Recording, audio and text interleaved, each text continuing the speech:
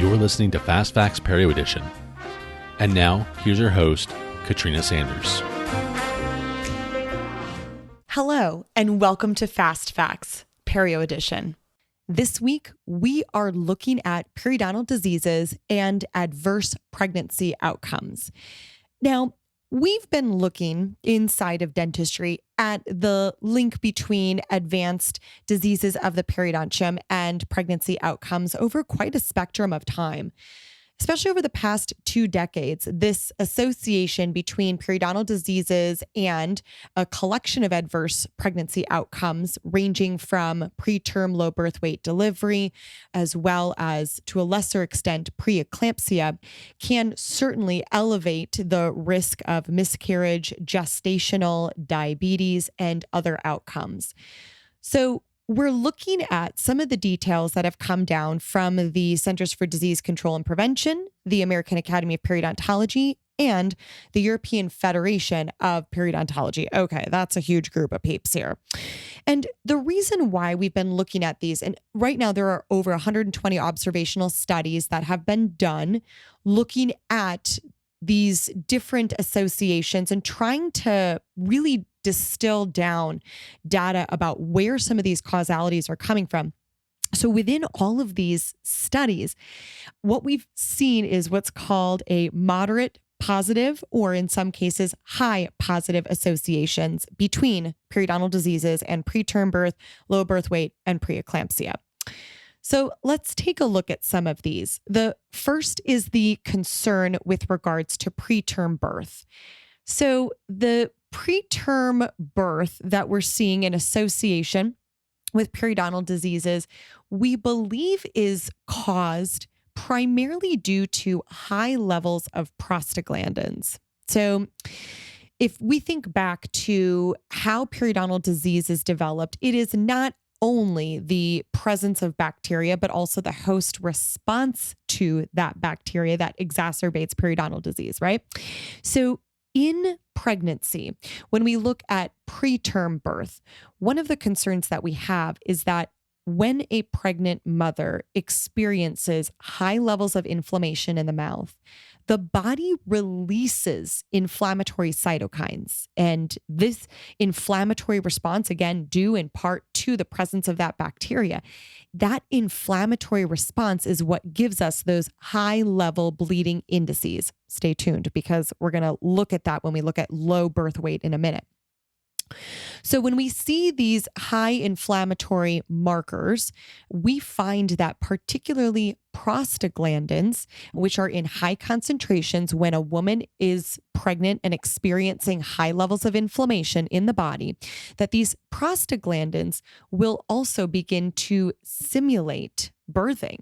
So it's almost as though the woman's body is inducing itself. These prostaglandins in quite high concentrations certainly elevate the risk of a delivery of a preterm low birth weight baby. In fact, we have found that the more advanced the periodontitis is in a pregnant woman, the higher the risk of a preterm birth. It is important to notate that these periodontal diseases need to be controlled prior to conception, prior to pregnancy. And so when we take a look at the risk declining around a preterm or low birth weight delivery, it is important to note that prenatal care is going to be absolutely critical. What's more, we see an interesting association with low birth weight. Now, when we talk about some of the prevalences here, we know that low birth weight impacts about 23.4%. Almost 1 in 4 deliveries that occur, this is on a global scale, are low birth weight. That preterm birth, about 10.6% of pregnancies, so about 1 in 10 deliveries across the United States.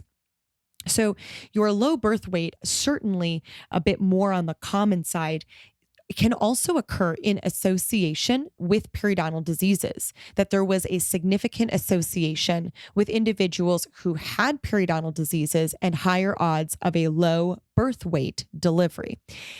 What is interesting, though, is looking at hemoglobin A1C levels in these women.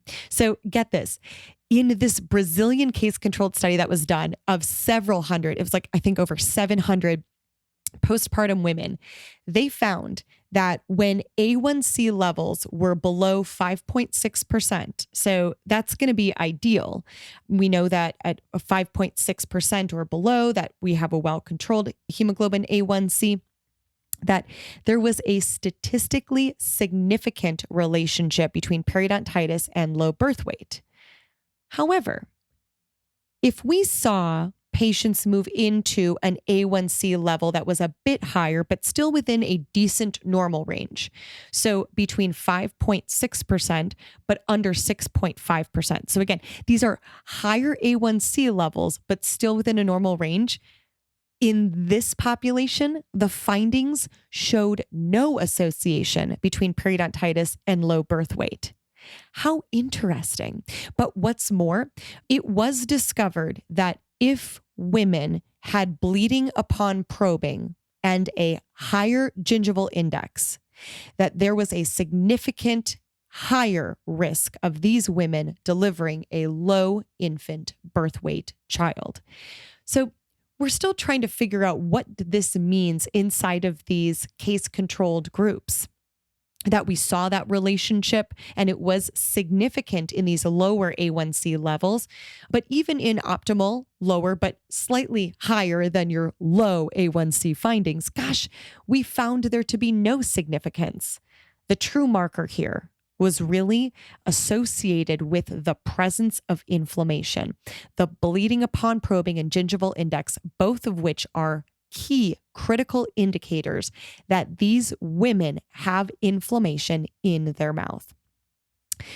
Finally, we have seen some associations with preeclampsia. This is quite important, this positive association that we've found between pregnant women with periodontal disease and their odds ratio of experiencing preeclampsia. The reason why we're concerned about this is because women who have developed preeclampsia during pregnancy have an elevated risk for cardiovascular disease and cardiovascular events down the road. That preeclampsia is a terrific indicator if a woman's experiencing this during pregnancy, that they could long-term be at elevated risk for cardiovascular disease. Okay, so let's think about how this is going to show up clinically for us.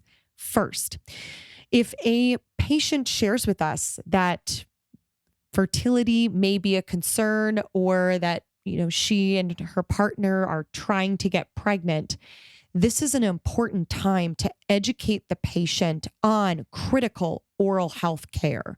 We know that if we can control that inflammation before conception, before pregnancy, that we have a higher opportunity for controlling the risk of preterm or low birth weight delivery.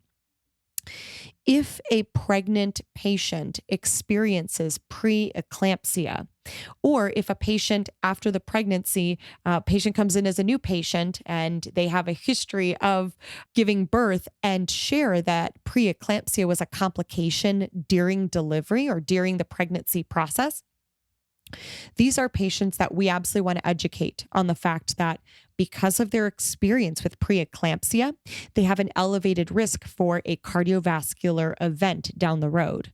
Remember, cardiovascular disease is the #1 killer of women. So these are patients that we want to be actively screening their vital signs. These are patients that if we do see head and neck identifiers of potential cardiovascular risk, that we are educating these women on how they need to evaluate these areas and subsequently acquire a referral to be actively monitored by a physician, a cardiologist, a vascular specialist, etc. And if we see signs of oral inflammation, that we need to be more prudent because we understand not only the link between periodontitis and adverse pregnancy outcomes, but also the link between periodontitis and cardiovascular disease. So if these women after delivery have shared that they experienced a complication with preeclampsia, this gives us the opportunity to be more patient-centric in identifying risk profiles for these patients. This has been another episode of Fast Facts, Perio Edition with Katrina Sanders. Please feel free to reach me on Instagram at The Dental Wine Genist or on my website, www.katrinasanders.com.